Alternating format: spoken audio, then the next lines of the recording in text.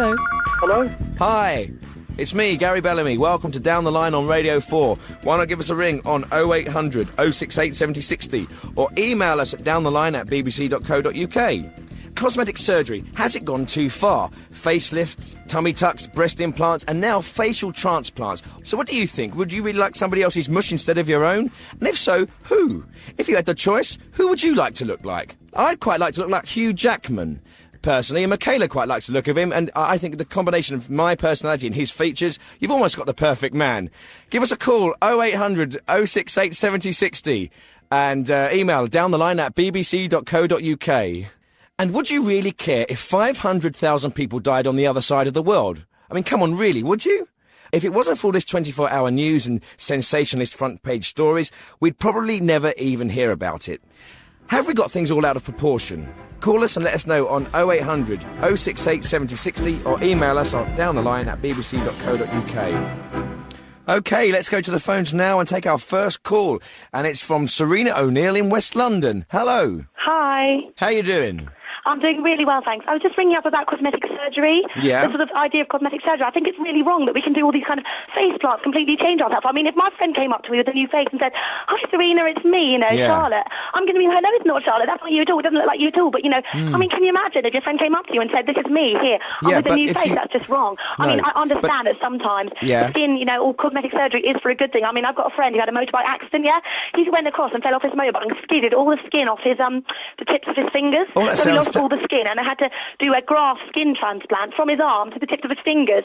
And so now, actually, it's quite funny. He has hair growing from the tips of his fingers because Yeah, it would his be skin comes from his arm, and he has to shave his finger every so often. That is I really bizarre. don't understand, in other ways, why you'd want to change your face. If you're very ugly... If you're very ugly, I suppose. Mate, Actually, I do oh, dread no, those people. You wake up and you think, good Lord, if I look like that, I wouldn't go out. I mean, I do actually dread them. And I suppose if I did look like that in the morning, I would consider having a face, or possibly, if I had the chance, though. Actually, it's quite expensive, so I probably would choose something else. Probably have like a boob job or something else like that. I mean, what would you do if your girlfriend got a boob job? What? Sorry, what was that? What would you do if your girlfriend got a boob job? Would you mind? Yeah, no, probably not. They're quite small. No, probably not. But would you prefer to get a face job or a boob job? I mean, I know she's got a Boob. moustache and everything. Does that Boob. bother you? Does that tickle when you kiss her? Does it? That'd be so funny. Oh, but no, because you've got one too. That'd be like a double one. How weird is that? Yeah. Is that not really weird? Fine. Thanks very much for your call. Bye. My God, that was like some kind of verbal tsunami. Actually, I'm not quite sure if I can still say that, to use tsunami in that way. Is it offensive or not? Matt, can you have a little fertile around on the tinternet, see if I can still use that word? OK, I've got Ian Bishop from Kings Lynn. Hello, Ian. Hello there, Ian. I want to talk about plastic surgery. Say, where's it going to end? Where is it going to end? Where's it going to end? Exactly. Where? How far is it going to go? Yeah. Say, how far is it going to go? Because, you say you get a bloke who's born ugly. Yeah? He's going to have plastic surgery to make himself look better. Yes. This woman sees him, thinks, oh, he's handsome, going to marry him. He doesn't know his wife she was born ugly. She's had plastic surgery. She's got two people who are horrifically ugly. They go get married. They're going to have children. The ugliness is going to be multiplied like fourfold. Yeah. They're going to get these extremely ugly children, so they're going to have more and more plastic surgery, just make them even look normal, let alone look good looking. There's a whole problem with it. It's going to be plastic surgery on top of plastic surgery, because all these ugly people breeding and mating and all that and stuff, and then where's it all going to end? I'm going to say, where's it all going to end? I don't know. Where is it going to end? Where's the end of it? Here's the end of it. Right, I've got Alan on the line now who wants to talk about people dying on the other side of the world. Hello, Mr. Bellamy. What's your point, Al? I have to say that when there is something on television about disaster or whatever it might be, I do find it highly entertaining. The fact is, you can watch this on the telly, you get yourself a sausage sandwich or something, a nice cup of tea. You come in and you've got like a disaster there unfolding in front of you all evening. I mean, it's much more interesting than watching some boring programme like Casualty or, which is not real. I know a lot of people might not think this is a very nice thing to say, but I do find it extremely entertaining. I don't like... I prefer natural disasters. I don't like a shooting or a... No, that's not fun. Well, it's not fun. It's just you don't get to see a lot. You get to see a lot of policemen hiding behind a car or something like that. It's boring, isn't it? In a disaster, you get a lot. You get people covered in mud. You might get a woman wailing. You get a child screaming and a man crying or whatever like that. You might get a dog trying to ferret out a body or something like that. Well, I do appreciate your honesty, and I think... you have, I hate to say this, you've got a slight point. My question is, though, what if one of your family was in some kind of natural disaster, you know, a big wave or a hurricane? Well, yeah, but the thing is, my family are not, shall we say, travellers. They do not go to different parts of the world where that sort of event would take place. Though, to be perfectly honest with you, I wouldn't be terribly upset if a lot of my family was involved in a disaster, I tell you, because you want to spend Christmas with the bastards. But anyway, getting back to the point, what I like about, and I don't say this in a callous way, I'll say it in a considered way. Okay. What I like about a disaster is, especially if it's something like in an Arab country or something like that, not because of Arab people, because of Arab people, they express their feelings. Yeah. And I find that highly entertaining, because you can sort of look at sort of a more European approach to this. People tend to be more sort of self-contained. Yeah, reserved. An Arab woman who throw herself on the floor, rolling about, you think, oh my goodness, what's she going to do next? Like, you know, jumping up and screaming and carrying on. Let's say, don't you think it makes you feel better about yourself? Because you see that, you think, at least that's not happening to me. Well, of course. You think it's not happening to you, and also you think to yourself, well, at least I had the sense... Not to go. Well, not to live in such a stupid area. Right, brilliant. Well, thanks very much for your call. I've got a very interested caller now on down the line who has actually had a face transplant. Hello, what's your name? It's Lily. Yep. And I had it done in your face because my autism was born with the abnormality. So hang on, you've had a face transplant? Yeah, yes. I was born with the abnormalities, and then they decided the doctor would give me a new face. You know, I said, this is different, but they gave me the face of a horse. They've given you the face of a horse? So, is that right? It's me in the street. Is that what you're saying? My life is miserable. What? But they gave me the face of a horse.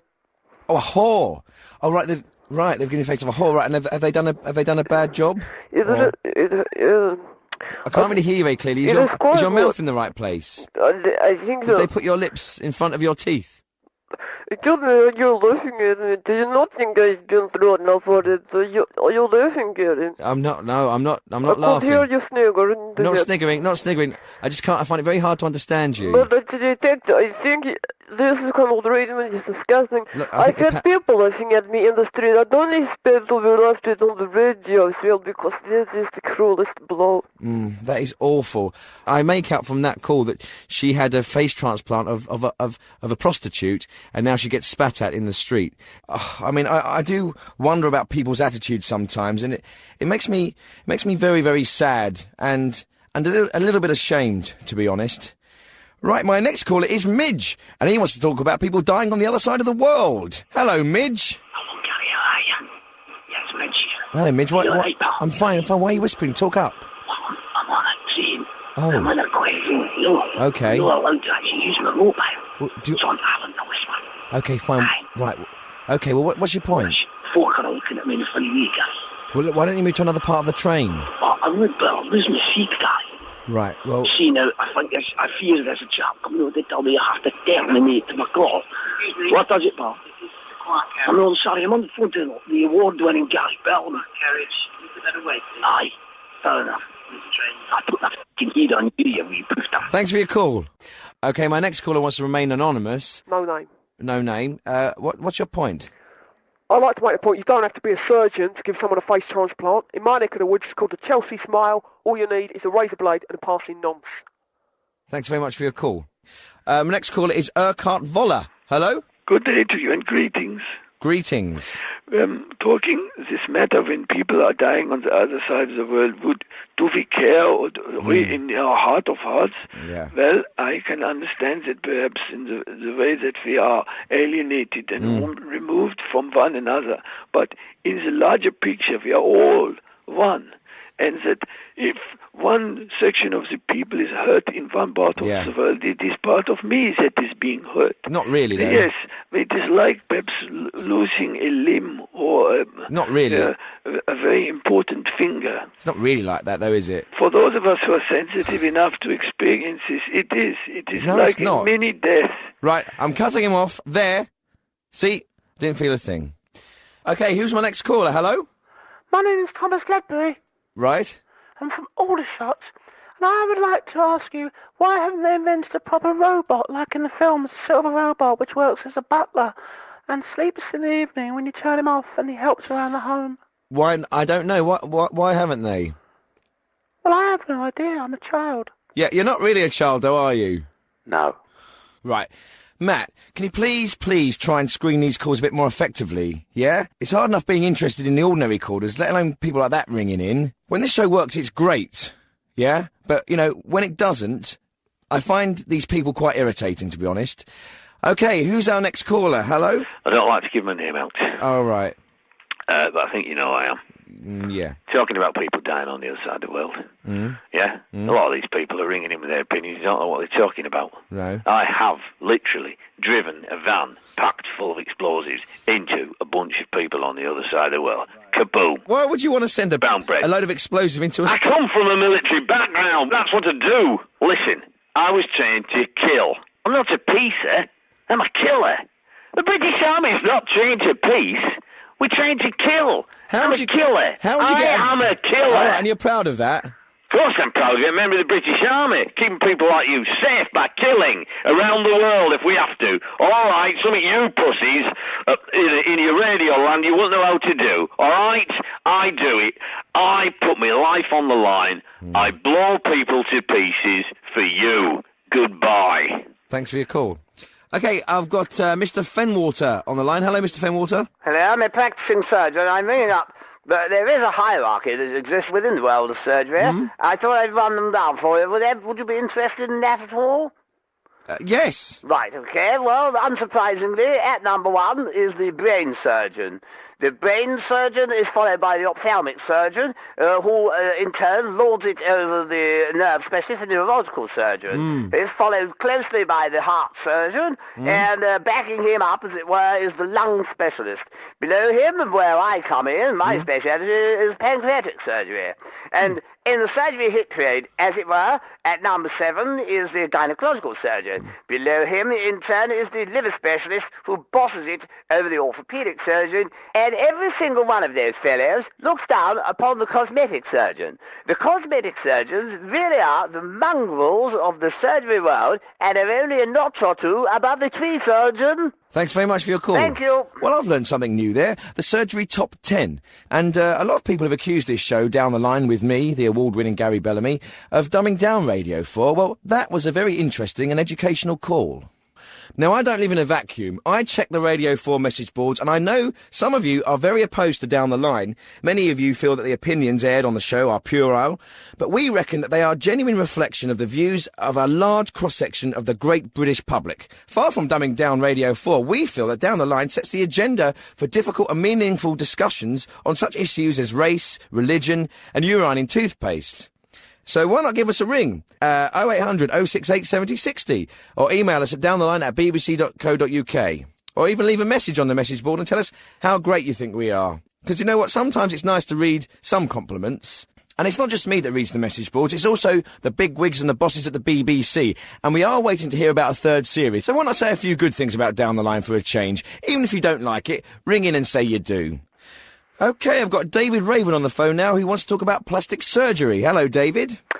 Hello, Gary. I'd just like to say I really don't know what all the fuss is about with cosmetic surgery. Why do people get so worked up about it? I mean, we wear makeup, we style our hair, we wear nice clothes, we go to the gym. We do as much as possible to make ourselves look nice and attractive, and we do. And what are we going to say? All right, we mustn't ever shave again, we mustn't... So what, you know, someone's nose, they don't like the nose, it makes them lacking in confidence. What does it really matter if they want to reduce it? Why does everyone get so upset about cosmetic surgery? Gary? Yeah, sorry, I wasn't really listening. Oh. Cosmetic, yeah, you're talking about cosmetic surgery and things, yeah? Sorry, it is difficult sometimes. And sometimes I'm not just interested in the subjects that people are talking about. I mean, I've got my own problems. My back's a bit dodgy. Oh, how long have you had that? Not long, and I'm only 32. The thing about the back is that a lot of emotional problems can be expressed through the back. You can tense up, there'd be stress, and that comes out in the form of back pain. So it could be that you're going through some emotional problems at the moment? I am, yeah. What sort of things? Problems with a loved one? I know, kind of problems. Well, problems with problems with. We're talking about sex. That and generally. I mean, basically, I spend so much time How talking about How long have you been together? I just talk about myself all the time. Mm. And this, and ever since we won the Gold Award, I've kind of had my head in the clouds, really, and I've sort of neglected her.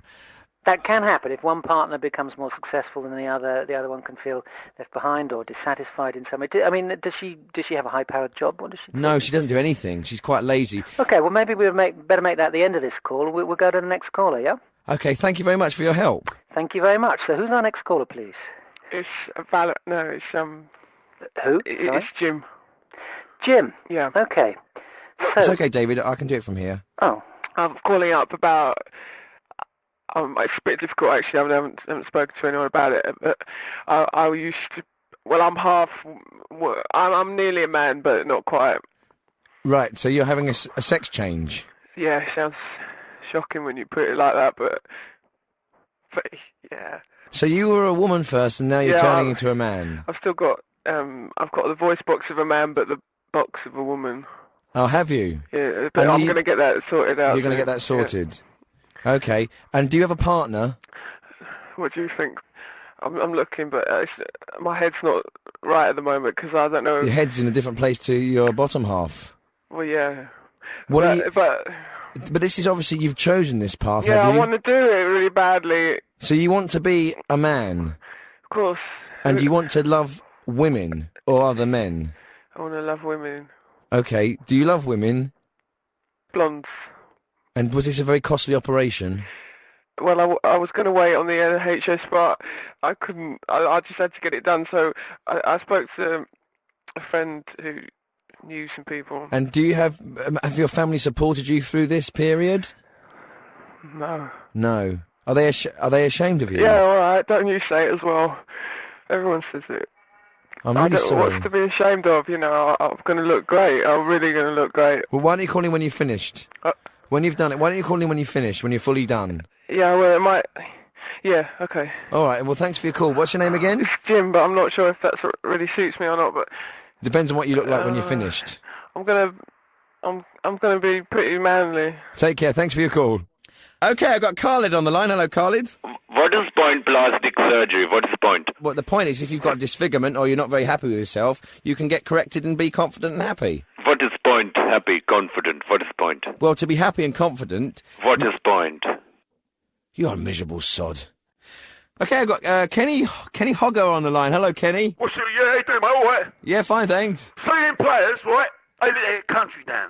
Every one of them. They let their country down. They should be ashamed of themselves.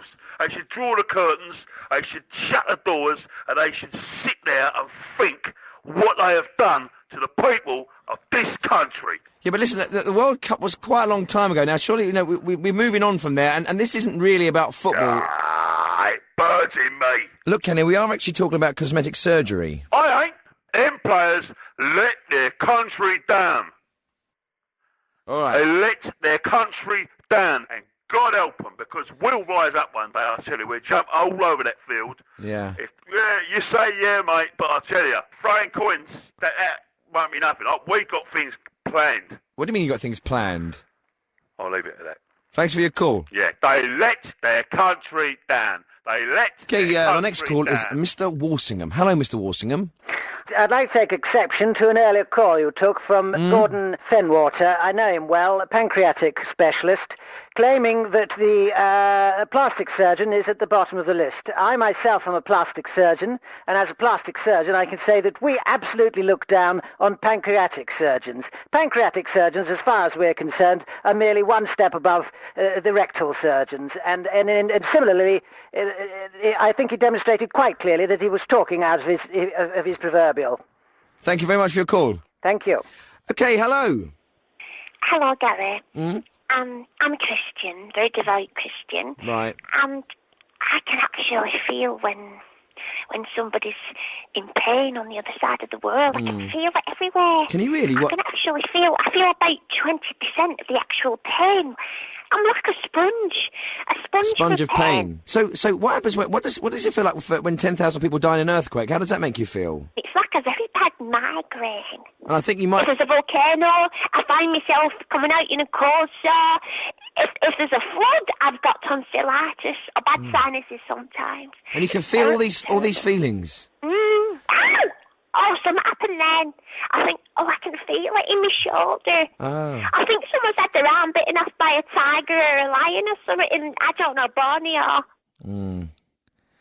My next caller is Early D. Hey, Bellamy, I've got a big yacht, man. I tell you, man, you're dangerous, innit? You know that, innit? Yeah. You know that, man. You are dangerous, man. You're safe, man. You know that, innit? Dangerous and safe. You're dangerous, man. You're safe. Do they both mean the same thing? No, man. What it means is that you're the man, innit? Oh, yeah. You're large. You got to large up yourself, man. Large up yourself all the while, innit? Big it up. Large up yourself, Dread. Listen, to me, right? If a man is over on another side of the world and a whole heap of people get killed over there, man, I don't care nothing, Dread, right? It's survival of the fittest, innit? Don't bother me with that. Don't stress me with that, right? Come out on my road, man. I don't need that. I've got to live my own life. I've got to struggle my own struggles, right? That's nothing to do with me. You know, there's a man, what him call again? You know that man who writes Survival of the Fittest? Innit? Darwin, Charles Darwin. Darwin's, yeah. He had the answer, man. You don't bother with no other people things, Right, right? he was largely talking about tortoises. No, man, he was talking about everything was born on the earth, innit? For instance, I give you this, right? Yeah. Say if a lion, right, or come outside my yard, right? Say if I'm in my yard and I got a little bit of roast duck or roast pig or whatever in there. I got all my mans in there, right? I got all my mans and all my people, and we're bigging up ourselves because our pocket is nice, man, and we just chilling. You understand, right? And then a lion come outside and say, "Oh boy, what go on? Early, do you have a nice roast suckling in there and everything?" And the lion tried to come jump over the fence and eat up my suckling pig.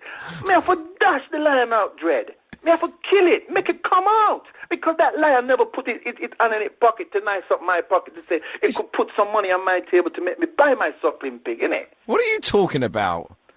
What do you mean what I'm talking about? Well, two things. Where do you live where a lion jumps over the fence and eats your duck or pig? You live in Kilburn. He says here, Early D in Kilburn. How many lions... No, hold on. I'm telling you, right, because you're talking deep, and I respect you for that, Dread, right? Thanks. What I'm saying is, I'm giving you for instance, like it's a parable. It's a parable, Here's Dread, the parable like, that you're having. Look after number one. Pull the ladder up, Jack, and leave the rest to walk. Thanks very much for your call, Early D. It's been great. Nice.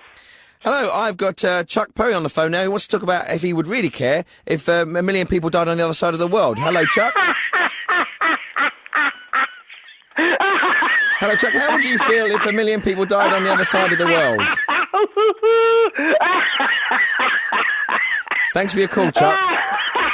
Okay, I've got John from London. Hello, John. Hi. Yes, I wanted to discuss the cosmetic surgery issue. Yeah, cosmetic surgery, yeah. Because I have seriously been considering cosmetic surgery. Oh, that's unusual for a man. Yeah, I mean, my looks have blighted me my entire life. Right, so you're pretty ugly. I'm extremely handsome. Right. And it just gets in the way of everything. No one will take me seriously because they just stare at me because of the extreme physical beauty that I've been afflicted with. So hang on, you want to have plastic surgery to make yourself ugly? Not ugly, just slightly less fantastic looking than I am at the moment. Well, how good looking are you? Well, women just throw themselves at me and swoon, and the homosexual men that you see out and about in London, I've got nothing against them. No. They also take an extreme fancy to me at all times. So are you doing this mainly to get to sort of stop attracting homosexuals or to stop attracting women? What's causing the biggest problem? I would just like to stop attracting everyone generally so that I can be taken seriously. Right, what exactly do you do for a living? I'm a policeman. And do you think that your looks have helped you in the police force? No, absolutely not. People just will not take me seriously, and if you're attempting to bring some gravitas to a situation, when you see that people are entranced by your handsomeness and your charisma, they Why don't you think about being, say, an actor or some kind of model if you're that good looking? Well, I've always felt that my talents and my interests lie in serving the wider community. That's very nice. And locking up, criminal filth. And it must be very difficult for you on a Friday night, for example, when you've got all those drunk men and women out there on the streets and you looking so handsome. I mean, how do you keep them off you? I have sometimes adopt a variety of disguises, but obviously the basic police uniform doesn't allow you too much in the way of customising. Have you spoken to anyone yet about this surgery you're going to be having? Yes. I don't think maybe a surgeon would be that sympathetic to you. You've got what everyone wants, yet... Well, the thing about cosmetic surgery, as you know, it's elective surgery, and if people are allowed to have it to subjectively make themselves look better, I think I've got no reason why I should not be allowed to do it to make myself look slightly worse. Right. And, when they perfect penile surgery, I shall probably have that done as well. What, have yours reduced? Yes, of course. You're making a lot of people very jealous, I would have thought, out there. Well, you see, I have never had my condition taken seriously as long as I've been alive. Do you have children? Yes. Are they good looking? They are, but I did carefully pick a rather ugly wife so that the children wouldn't be quite as handsome as me. But it's unfortunately... a mixture of the two of us. Oh, it's a mixture of the two? Yeah. OK, well, listen, thanks very much for your call, John. It's been fascinating. You're welcome. Thanks, John. Bye. Bye. OK, we've still got time for a couple more calls. Who's there? Hello. Yes, my name's Marcus, and I'm ringing about, would we miss people Yeah. if there was a world calamity or something? And I would say Cheryl Baker, Hey? Ian Storey-Moore, in fact, the whole Nottingham Forest team from 1971, Tony Orlando from Dawn, Right. the Henry chap who defeated Cassius Clay, Henry Cooper. Cooper, that's the man. You didn't defeat I him. don't think we've missed any of them. No, but listen, we're actually talking about not individual people who you want to be killed, basically, is what Well, you're saying. I don't think we'd miss them if they were killed. I mean, we'd all be very sorry, but if they were killed, I think they've made their contribution to humanity. Fine, but what about the millions of people who might die in some kind of hurricane or tornado or tsunami on the other side of the world? Well, would they have played for football teams? They might have done in their own countries. In the first division. What are your problems with these people? Why do you want them dead? No, I don't. I think they made a marvellous contribution, but it's over. And we're very grateful to them, but that's it. And we're very, very grateful for you, and that's it for you. Thank you very much for your call. Yes, thank you. Bye. Hello, I've got another call now about cosmetic surgery. Hello, who's there? J. Stretford Gurney. Hello. Yes, well, I'm the second best rectal surgeon in Europe, after some chap in Belgium, and I take huge exception to the comments made by Mr. Gordon Fenwater and Mr. Alexander Walsingham. Rectal surgery is an art. We're at the very top of the surgery tree, and I will not hear another word about it. This matter is now closed. Goodbye. And this edition of Down the Line is now closed. I was a little bit low in the middle there, but your calls lifted me right back up where I belong. You are the wind beneath my wings. Good night.